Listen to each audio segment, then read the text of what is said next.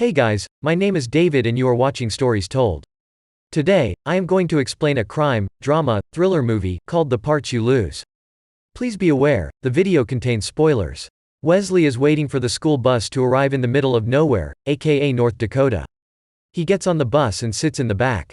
The bus passes by some children who throw snowballs at it and call it the retard rocket. In the school, they are learning how to sign the Pledge of Allegiance in sign language. Wesley gets bullied in the school. One of the other students spreads his snot in his hair, but seemingly he doesn't care.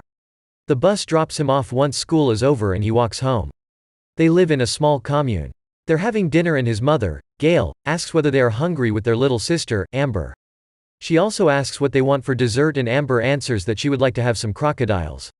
They all share a little laugh and they seem to have a great time. After dinner, he plays checkers with his mom and beats her. The next day, while on the way to school, Wesley notices a huge roadblock. There are police vehicles and ambulance cars all around the place. When he gets home from school, her mother tells him that his father, Ronnie, finally came home. Ronnie looks like the stereotypical trucker, he just misses the beer belly. He's a bit reluctant when his father asks him to hug him. They are preparing for lunch, while Ronnie is trying to complete the trucker drip. He asks Wesley to sit elsewhere as he's sitting on his chair. Ronnie tells about the shooting that had happened down at Garson. It claimed 4 lives and had caused a giant mess. Gail then quickly changes the subject. She tells them about Wesley's history test. He got a 95 on it and the only thing he has got wrong was the Battle of Saratoga. His father isn't really moved by his performance. She asks Wesley whether he wants any more food, and also sings to him in sign language. Ronnie tells her that she doesn't need to do the signing as the boy is not deaf and they should treat him as a normal person. He seems especially annoyed by this. Gail says that it just makes it a lot easier for Wesley to understand the things she wants to say to him. Ronnie tells her that in a couple of years it's not going to be easy anyway once he's out of the house. She then asks Wesley without signing and he nods. Ronnie contentedly says that the boy can hear just fine. The following day Ronnie tells Wesley that her mother's spending the night at his grandmother's in Bismarck. He gives his son a bag of lunch. At school, he unpacks the bag, and the bully strikes with the snot maneuver again. He still doesn't stand up for himself and lets it slide.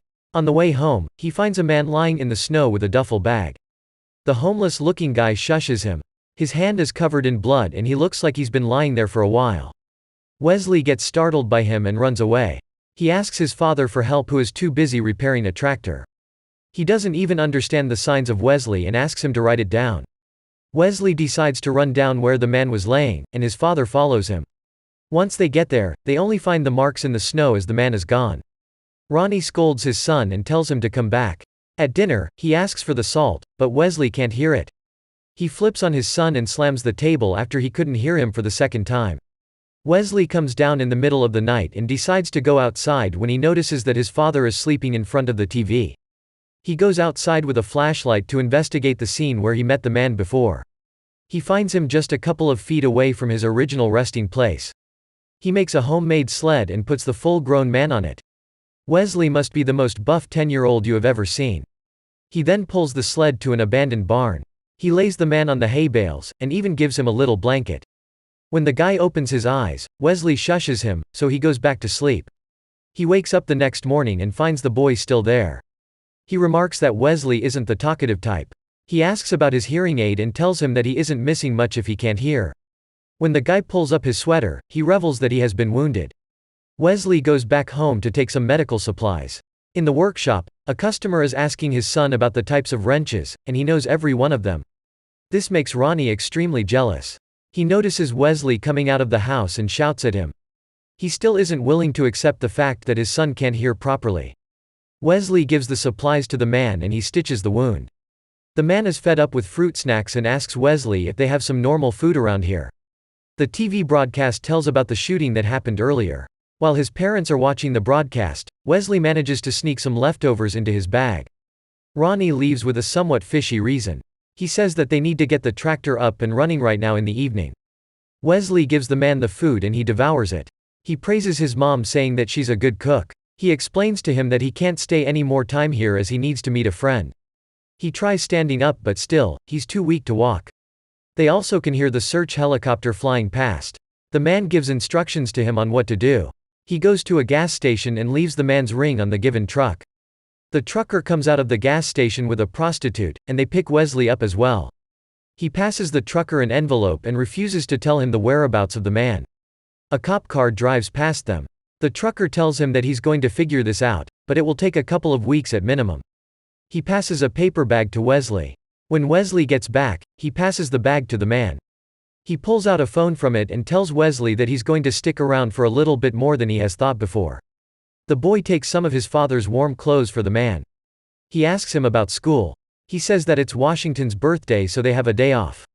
Wesley then watches the man working out and decides to join. Back home, he watches TV with his sister when his mother gets home. She asks him about school and also about the bully. His father steps in with firewood in his hands. Somehow he manages to drop it all and Wesley goes to give him a hand, but instead of carrying it he just stacks it on top of his father's, which angers Ronnie. After this, Wesley brings down the checkers table to the barn to challenge the man. They play a couple of games but Wesley loses all of them. He loses his temper and flips the board over. The man tells him that he's not going to let him win because he's deaf. He orders him to pick the board up. Wesley wants to quit but the man tells him to come back. He teaches him some moves and tells him to take his time to think before every move. He asks Wesley about his age. He tells him that he has a daughter about his age. He also asks about the boogers in his hair. Wesley tells him about the school bully. The man tells him to bring a thermos and his piggy bank down to the barn. He brutally smashes the piggy bank and fills the thermos with the coins. He puts it in his bag and demonstrates on the metal tank the damage this bad boy is capable of. Wesley's incapable of putting any strength into his swings. The man tells him to man up finally and stand up for himself.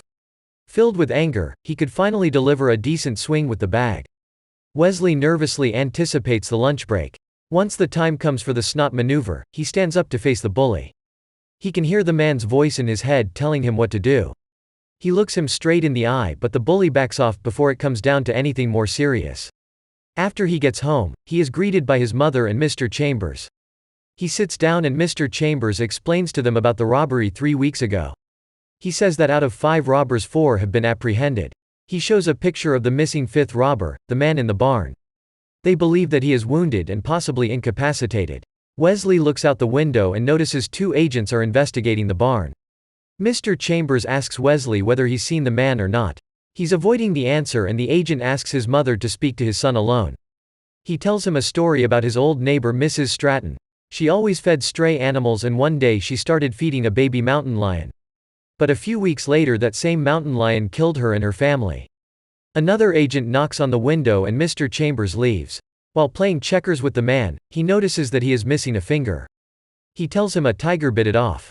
He learned how to track and hunt after it happened, and when he found that mean old tiger, he ripped his heart out and turned it into a little ruby which he put in his ring. Ever since no tiger has taken a bite out of him. Wesley falls asleep in the barn but the man wakes him and tells him to go home. Days pass as usual and we can see that Wesley has colored his pinky black, just like the man's missing one. He also teaches the guy the Pledge of Allegiance in sign language. They have developed a strange father-son-like bond. They mess around and play some games. When Wesley goes to fetch the ball, he doesn't notice the flashlight that's shining in from the outside. The man grabs him from behind and covers his mouth. He looks outside the window and the sheriff leaves. At night, when he's sneaking off, his father catches him. He tells him don't bother to watch TV with him as it's broken and cracks open a cold one. He tells him about an old furnace which was always acting up, but only Wesley's grandfather could fix it. One day Ronnie decided that he's going to check it out. It didn't require any magic, just a good old hard beating. He starts kicking the TV and questions his son about where he's going at this time of the night. The next day, he brings toilet paper to the barn and tries to leave immediately, but the man catches him. He notices a black eye on him and asks who did this to him. He suspects the bully first, but then figures it was the father. Ronnie lies about it. He tells Gail that the boy sneaked upon him while he was fixing the TV, and he hit him accidentally. Ronnie tells his son that he wants to take him fishing but Wesley can't understand it without the signing, so his mother helps him out. He agrees to go down to the lake in the spring with his father. Later that night, Ronnie's down at the bar having a drink. While he's taking a piss outside, a man appears behind him. The next day, they get a call from the sheriff that Ronnie's in the hospital. He was beaten badly. At the dinner table, Wesley can finally take his favorite spot to sit. After dinner, he goes down to the barn. They are talking about horses. The man tells him that when he was roughly the same age as Wesley, his father bought horses. He had to take care of them, but he wouldn't allow him to name them. One day, the barn burned down, and insurance paid for all of it. His daddy figured it would be easier to let go of them if they hadn't known their names. He says once everything settled down he's going to have a horse farm. He even asks Wesley to come with him. In school, they learn the phrase about going on a trip. Wesley is daydreaming about living on a horse farm with the man and his daughter. When he visits his father in the hospital, he finds out that the attacker was the very same man he takes care of in the barn. Later that day, the man tells him about a strange patrol vehicle. It comes around very frequently. Wesley wakes up at night and notices sirens in the distance, and a search helicopter as well. The next day, the man tells him that the plow didn't come at all that day. He accuses Wesley of telling on him to his parents. At night, Wesley packs his bag and grabs the car keys. When the man asks for his usual dinner, Wesley's being hesitant. He then grabs the bag and they both start pulling on it. The bag rips open and the thermos filled with the coins falls out of it. He's relieved and says that there is hope for the boy. They agree on leaving tomorrow night. Wesley packs his bag with toys. His mother walks in on him, and asks him about playing a game of checkers. Gail tells him about going down to a pizza place next week together. She also tells him about her daily horoscope. It told her that better days are coming. Once he's ready to leave, he says goodbye to his sister and walks down the stairs. They play a game of checkers and Wesley finally beats the man. He gets a call from the getaway driver. He's just parked outside on the road. He says goodbye to the boy, but Wesley's shocked. He thought he's going with him as well. Wesley could even say the word no. He begs the man to take him as well. They hug, but Wesley refuses to let him go. He pushes him back and tells him to piss off. When he runs outside, a police officer catches him from behind and drags him away. They put him in the car.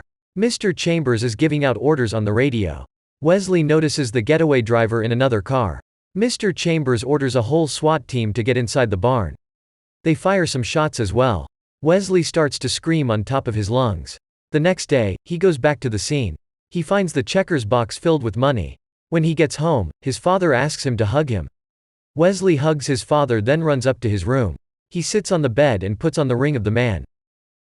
Thank you for watching. If you enjoyed this video, please leave a like and subscribe. Thanks.